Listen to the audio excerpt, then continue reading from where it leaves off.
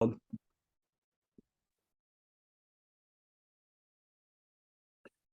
right, welcome back, guys. This is Corey. Corey and I got to know each other through Lego Masters, and I know for those that are listening, Lego Masters, you may or may not, is probably a #1 show on Fox, and it's now in its 4th season. It's developing for its 4th season. It's actually international. Corey and I have talked many times at different conventions, different shows, and what I love most about Corey is the family story behind everything. I know he's passionate. I know he loves his family. I know he had a newborn this year. I know he's gone through a lot of changes. So I'm actually really excited to kind of hear the behind the scenes story rather than the out front story that we often hear. And again, like I said at the very beginning in the introduction for everything here, we want to hear the true narratives. And the true narratives sometimes are hard to hear. Sometimes we hear about challenges. We hear about things that we would rather not hear about. But this is what it is. We want to be able to leave an impact. We want to go forward and find ways to grow, to have encouragement. So welcome, Corey, man. I'm really, really thankful. You are actually our first recording. So I'll put that out there like, hey, we're going to make some mistakes, but we're going to do this here. It's going to be awesome. Listen, that is the best way to do it. You can't make an omelet without cracking a few eggs. We're definitely going to be breaking some eggs. So I'm excited about that. No problem. Good to be here. So yeah, so let's just start and we just for the sake of where we're at. I mean, we're basically going to look at this in 3 sections. The first one is your basic world belief as you were growing up, kind of like, I wanted to be a cowboy when I grew up. So what did you want to be when you grew up? What were those things? What were those ideas? That would be our first one. And then what was the catalyst? What was the change that kind of adjusted your world belief to reality? And then what are you doing to continue to grow? So let's start with, who was Corey as a child? Corey as a child was a very animated child. So I got my start in elementary school with drawing. I used to doodle a lot in class. So teachers would always complain to my parents, Corey's a good student, he does his homework, he does his work, but he's very talkative and he's always doodling. Those were the 2 things. Yeah. Very talkative, always doodling. So my parents, they didn't really know how to cultivate that, because back in the early 90s, you didn't really have a lot of tools. And where I grew up in the inner city. So we didn't have a lot of tools. We didn't have after school classes. We didn't have workshops. We didn't have people come in and try to better us, because, we were the inner city kids. So they introduced a program called Magnet. And Magnet is basically art, music, and intellectually gifted. So the kids who fall in that category, they would literally take them from different schools and bring them into a new school. So my art teacher saw that I was talented in drawing, because whatever project I would do, I would excel in it. And she said, well, we have an opportunity for Corey. We can send him to a different school. Now, my school at the time, right around the corner from where I lived, this other school, straight across town. So my parents had to make a little bit of a sacrifice to drop school and pick me up, because they knew that I wouldn't have any opportunity where I was. But if I was to get into this program, that can open up doors for me. So I ended up doing that. And at the time, I really wanted to be an artist. I wanted to be like Picasso, Monet. I wanted to be big like that.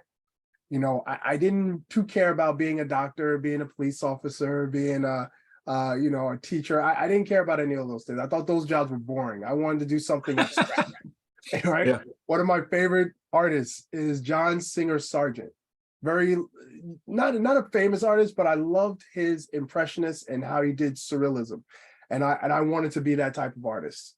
But as I got older, and I realized the hurdles that I would have, because at the time I didn't really see any hurdles because everybody was like me.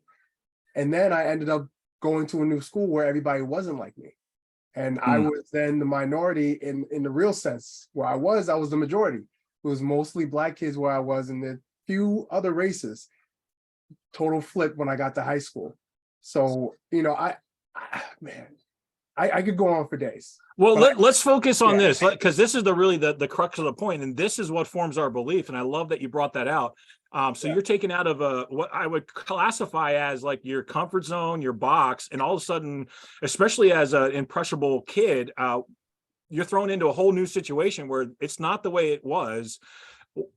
What changed in your mind and your thinking? Like, what was the here's what I mean by that is what was the belief that you formed when you stepped into a new environment?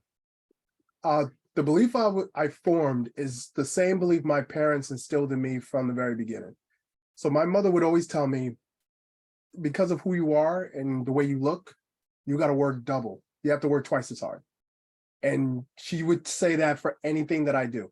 She said, because if you walk down the street, Corey, you already classify as three things: a thief, a swindler, or a killer. That's the mentality my mother put in my mind. Now, granted, I never hung out like that. I never did any bad things. I was a good kid. But my mom wanted to constantly put that in my mind, that wherever you go, you have to work twice as hard. You cannot rest on your laurels, so to speak. So when I got into this new school, I realized that, I could be classified as this with the rest of the kids that look like me, or I could show that I have potential to be more than that. So I wanted to go for showing my potential. So going into an environment, it did prepare me for life, but it helped me to realize that I have a lot of skills, I have a lot of talent, and nothing's going to be given to me. I have to work hard for it, and I was prepared to do so. So being in a new environment, it pretty much helped me solidify what my mother would teach me over the years, that I have to work twice as hard. And I enjoyed that type of challenge because I don't want anything handed to me. Yeah. Yeah, there is man, there's a lot that we could unpack in that. Because there's so much there. I mean, like I can just kind of hear it in your voice that there's a lot of probably good stories. If you were to pick out one, and let me be, I try to put this in a question as far as like a leading type question. If you were to pick out one, because here's what I know. When we form a belief, we look for things that justify that belief, right? That's the way our brains work. So if you were to pick out one thing, one circumstance, one situation, what was it that really cemented that into your mind, saying, yes, this is the way it is because my mom said that it was this way? What was that situation that kind of just implanted that belief system there? I would say that it happened in my senior year of high school. There was a contest that was countywide, so all the schools in the county was going for this one first prize. And I said I wanted to try to go for it, but I didn't really think I would be able to do it because there's other people who were way better than me, in my opinion. But my art teacher, Miss Campanelli, I will never forget her. She told me, because I told her my story. I told her what my, how I got my upbringing and everything. She said, Corey, you are very gifted and you're very talented, but if you keep standing in your own way, you'll never see your talent bloom. You'll never see you reach your potential because you're standing in your own way. And when she told me that, I said, all right, I'll put my best foot forward. And I did it. I ended up winning the contest. It wasn't much. We got like a US savings bond or something like that. But for me, it was knowing that I went up against my peers and I was able to showcase like, oh, wow, I really do have a lot of talent. I really do have skill. And that solidified everything for me. And that was what I needed to prepare me for the real world, once I got out of high school. So that was memorable. Yeah. Yeah. So we're looking at that because obviously coming out of high school, you're not quite an adult. I mean, we like to think we are, but we're not quite, and so you've got kind of what I would classify as those college years. Any day, anytime anymore, not everybody's going to college. So I'm just, kind of putting that general out there between 18, let's say 25 ish is kind of our learning phase of life. Did all of the things that you were learning and finding in high school, did that kind of transfer into those early 20s, or are you still like, did you make a shift or a transition coming right out of high school? Made a total shift. So as much as I got a lot of lessons in high school, life hit me hard because I wanted to go to college. I did everything. I filled out my my college, essays and all that stuff, sent it out. I didn't get accepted to any colleges that I wanted to get accepted to. I got a bunch of letters that said, you're a great student, you have great grades, but go to a county college first and then come into the university. So that really deterred me from college. So I ended up going to a trade school instead. I wanted to get into business. I wanted to do business administration. So I ended up going to a business school. And then I ended up working at the same time because I still come from a family of workers. My mother worked, my father worked. So, I knew that once I'm out of high school, I gotta go work. I can go to school and work at the same time. So that was my mentality. So went to the trade school. Long story short, I wasted about 1.5 years of my time there. I didn't get what I was looking for, and I ended up spending more money going to a trade school as opposed to just going to a 2-year college and then transferring to a university. So I learned that lesson the hard way. However, it did help me with my business savviness, or I forget the word I'm looking for, but it did help me when it came to business as far as what I wanted to do in the world of business. So I said, okay, well, I can't work at my current job. So I ended up getting a new job that I was at for about 11 years. And I said, okay, well, I want to just work. I'll go back to school later. So I ended up going back to school like around 2008. So I got out of high school 2003. So I took about 5 years off so I can just work and know what I want to do. Because I have so many friends who went to college, don't know what they wanted to do, wasted 4 years of their lives, excuse me, don't even do what they went to school for. So I said, I don't want to do that. I want to know what I want to do before I go back to school. But art was always still a passion. So, I ended up still going to school for art, but I wanted to merge that into business. Yeah. Like many of us, we don't really know what we want to do when we're 19 and 20. We're kind of like, we have these dreams of what we think we're going to happen. We have certain expectations. And then as we get older, we realize I had no clue. So kind of transferring into, was there a specific point in time in your young adult life that your world was basically just rocked? In other words, it just, man, this was the kind of the thing, that really changed my worldview, or really changed the way that I see myself and where I find my value. Was there things like that happened through your life when you hit that early adult stage that basically were just like, holy mackerel, I didn't expect things to be like this? Yes. However, that kind of started in my early teens. So where I lived with my parents, like I transferred after my freshman year, I transferred to a school where my sister lived. My sister lived in a more rural neighborhood, mixed cultures. Where I was before was predominantly Black. So as much as I tried to stay away from gang violence, I was always somehow around it because of the people I hung out with, the people who I was family with. So I got my first exposure to that life of guns and drugs and all that stuff, not partaking in any of it, but being around it and seeing it with my own 2 eyes.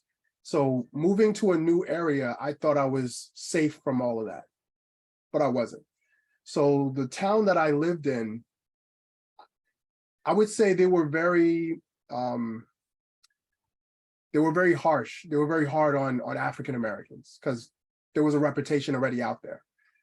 So there were times that me and my friends would be walking home, minding our business, and the cops would pull us over, have us sit on the curb, hands behind our backs and everything. No handcuffs and everything, but they're like, hey, somebody broke into a house and we're just interviewing whoever. So I had my exposure to that.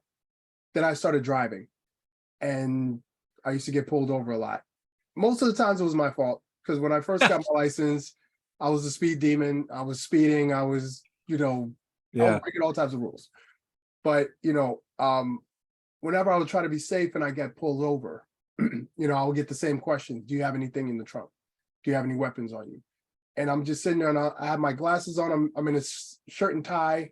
And I'm just like, wow, like these are the things I don't do, I stay away from, and I'm still being profiled as that. So that kind of opened my eyes to the reality of the area that I lived in. And I knew that, okay, well, I know that I can showcase myself to be an adult, follow the instructions, follow the rules, and be able to work with the police officers when it comes to stuff like this. And as a result, I was able to, cultivate a good relationship with police officers whenever they pulled me over, being able to speak with them, show that respect, and then they would show the respect back to me. But that took time to get to that level. But yeah, it was mainly around my 16, when I was 16, when I got that first exposure to, oh wow, this is how life could be, or life won't be. I don't know. Yeah, and it's so different. I mean, we're talking back in the 90s compared to our day and age now. We didn't have cell phones. We didn't have recorders. We didn't have any of the things. And I was actually talking to my buddy earlier, and we were talking about the different times we've been pulled over. And I'm not trying to, anyway, the point is, in any position, there's always people that abuse the power. And it's always amazing to me how we get in those situations and we believe that one individual is representative of the entire line. And it's such a, I mean, my heart's bleeding right now just because of the way you're talking. And I'm just like, man, that's so different than how I was raised and how I was taught to believe things. And I'm like, man, you and I could have been brothers back then. I mean, because we just didn't know the difference in skin color or anything else. We were just, I played ball and I was the only white guy on the court. I was literally the only guy. Okay, let's focus on this part of it, because there's definitely a challenge there. And like I said earlier to you before pre-interview, is the fact that a lot of times we look at that and we think that we're the only ones going through that. So what was your thoughts, and where were you at when you were kind of going through that? Did you believe that you were the only one? Did you struggle with the fact of being alone? Like, how, obviously we didn't have social media then. So how did you work through some of those things? Honestly, I didn't think I was alone in any of that. My sister, I have three older sisters. So I would say my middle eldest sister, she was very, very adamant about me knowing my history, and me knowing, the history of where my family come from, our family, the history in America, the history of the world. So my sister spent time to teach me history, and not just, the historical facts of how Blacks were treated in America, but how Blacks were treated in other countries like Africa. So she made sure that I had a world view of everything. And she taught me these at a young age. So as I was getting older, yes, I knew that I wasn't alone, because I remember Rodney King. I remember that moment. I remember O.J. Simpson. I remember that moment, and how the world, was dealing with that. I remember, and my father, he's from Jamaica, and he would teach me a lot of lessons, have me, talk to me about a lot of things. And, he was the type of guy that can be friends with everybody. And that was his mentality. Like, he doesn't see anybody as his enemy. Even if someone is taking advantage of him, he would say, well, you know what? God will deal with you when he deals with you. I'm going to deal with you the way that I have to deal with you. And that is to show you, kindness. That was my dad, so I took a lot of his lessons and I applied it to my life as well. So though I didn't see myself as being alone, but I also didn't see people of authority as my enemy. You know what I'm saying? So I didn't see that growing up. And even as, becoming an adult, I still don't see that. Yeah. What would you say is the greatest challenge that you've really faced in that time period? Like, what was the thing that you would say kind of shifted or really made it most impact? The job that I had for 11 years.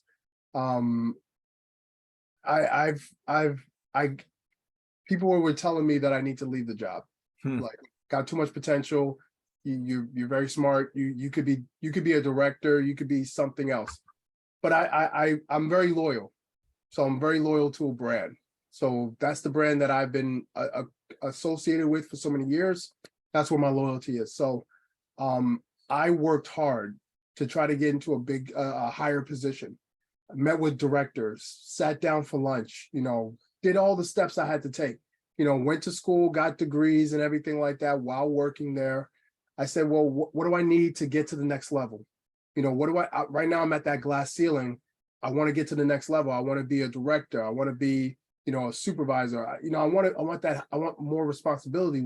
I was an analyst, and I'm like, I'm doing my job better than anyone who could do my job. I want something more.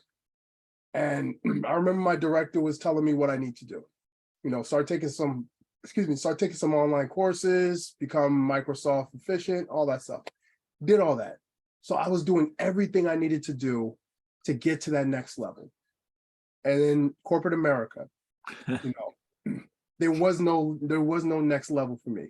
They sat literally the next week after having that meeting with the director, and my mind was feeling good. Next week they sat me down. They said, "Hey, we're outsourcing the department that you're in. We're sending all the business overseas to India. You have a dude, I know that feeling. Ooh, yeah, severance package for you. You could leave and not come back. You could work until the end of the month. Up to you." So I worked. at least you got a severance package. I mean, I didn't even get that. That was just like, you're done. Day over. You're it, man. You're gone. So, I mean, everything. I look at that as everything was for a reason. yeah. It's like, that hurt. That hurt a lot. And I went to work the rest of the time. The last day I wore a tuxedo to work as my last day at work. Boy, that takes some guts, dude. Yeah. Everybody was like, dude, you're different, man. Because why would you even come back to work? Why would you even be here? Why do you have a smile on your face? I'm like, if I don't smile, I'm gonna cry, because I gave this job my all, and to give something my all. I think that was, for me, that was the hardest hit I've ever had as an adult. Was it a hit? Let me just really dig into that just for one second. Sure. Was it a hit because of how much you associated your value to that job? Yes. Isn't that incredible? I worked harder than anyone at that job.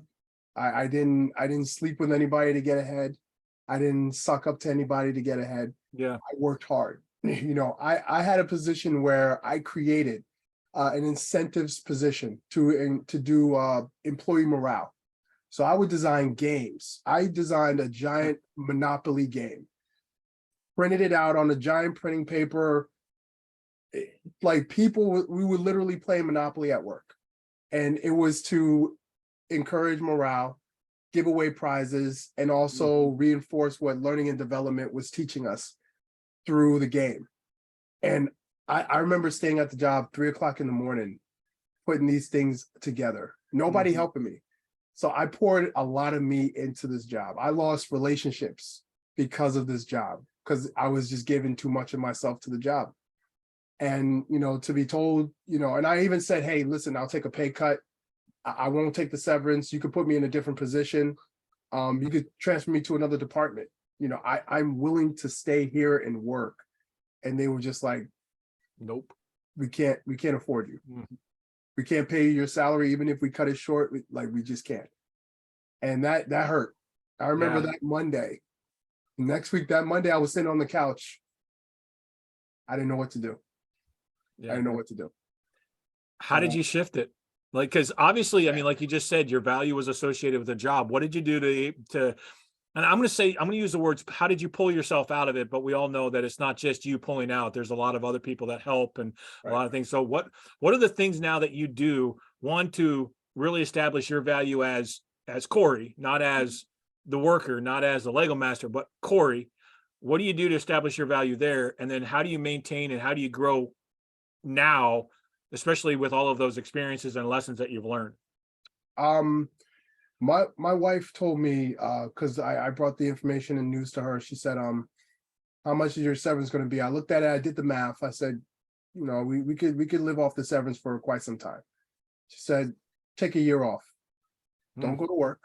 Don't think about going back to work. Just take a year off. And she said, just discover who Corey is. That's so awesome. The way you verbalized it. That's the way she said it. Figure out who Corey is. You have your degrees. Do you want to get back into art? Do you want to go back into the workforce? I said, I don't want to work at corporate America ever again. So that was my mentality in my mind. I don't want to work for corporate America again. If I'm going to do this, I want to do a job that's going to make a difference. And that's what I want to do. So I took the time off. I took some online courses. I got into broadcasting. So I started doing a devotional broadcast in the mornings, like 5 a.m. in the mornings, from 5 to 7. I was doing that for about a half a year. And I really enjoyed doing that because I was always able to teach in my church, like just be able to read a verse and just kind of expand on it and just talk about it and everything like that. So I was able to do the same thing. So I was doing that for a little bit. And then fast forward, years up, now I got to figure out what I'm going to do. Me and my wife, we went away to Greece. Well, we went to Europe, I would say. But we was in Greece, and I saw Greece for the first time. We were in Athens, and I was just like, I'm a big history buff in school, so I wanted to see everything. But when I saw how run down and rugged the place is, I was like, man, this is sad. I said, man, I really want to do something that makes a difference. That's what I really wanted. That just kind of solidified it for me. That's Got awesome. back, went online, found I typed in teaching, and I typed in Lego. I don't know why I did those two combinations, but the first thing that came up with a Lego STEM educator. And I was like, you know what? I can get back into teaching. I think that would be something I want to do. And then we're dealing with Lego, and I started getting back into Lego around that time. So I said, I get back into something that I like doing now. Makes sense. So that set me on the course that I am now. And that was about. How do you maintain it now? How do you maintain your growth? One, not going back to corporate America. That's the first part. So that's always the motivation for me. Honestly, Lego Masters really was that platform. Because I always say to myself, if my season was about 3 years ago now. If my season was 3 years ago and people are still reaching out to me to do events and do other things, it must be something I'm doing that's right. And that gives me the motivation, and it solidifies for me what I'm doing is right. But then there's also, how do I separate myself from other people who do what I do in my area? Outside of me being on Lego Masters, what makes my program unique? So I'm always sitting around, like looking at the drawing boards, like, all right, how do I make this unique? How do I switch this up? Who can I talk to for advice, such as yourself? Who can I, pull information from to make my program different? And that's what I've been doing this entire time. And all that is stemming from my experience in the workforce, my experience in high school, my experience in college. As an entrepreneur, nobody's going to pay me for doing nothing. I have to showcase, one, I'm the best in the industry of what I do. Two, your program, your students in your school will be different after I leave. And three, I'm me. Like, I think that's what I love most about you is you're you. Yeah. For lack of a better word, I'm me. Like you're only going to get this experience from Corey Samz. Yeah. So those are the things that I keep in my mind when it comes to how I do business and how I maintain what I'm doing now. So yeah. So first of all, I want to really thank you for sharing. And I know, obviously, because I know you, there's so much more that you could share. So this is just like a dialed down snippet of it. If somebody wants to reach out to you or talk to you, what is the best way to get in contact or to learn more about the Corey? Best way to get in contact with me is check out my website, Samz Brego, SAMZBREGO.com. You can always follow me on Instagram, which is the same name, Samz Brego, where you can send me a DM. Or if you're traditional, you want to send me an email, Corey@samzbrego.com. Man, I wish we had another 15 minutes, 20 minutes, because I'd love to hear more. But like I said, I really appreciate you. And the thing that I really keyed in on is the fact that coming out of all of the chaos that you've come out of, you came back to the fact that you want to leave an impact. And how are you doing that? And you're doing that through teaching and through the Lego STEM classes. And I know you do a lot of other things, but the core value there, the core thing is, how are you leaving an impact on the people that you come in contact? And Corey, you've impacted me. You'll impact everybody that listens. So again, I'm very, very grateful for that. I'm thankful that you were willing able to take the time, is there any last minute parting thoughts that you want to share? Leave your footprints in the sand. Even Oh, though that's the deep. sand will shift, leave your footprints in the sand. So if everything you do, you leave a footprint, you've made a difference. Well, that mic drop moment, man. Thanks. All right, we'll see you guys later. Tune in, make sure you subscribe, listen up, because there's a lot more stories to come. We'll see you guys. Take care.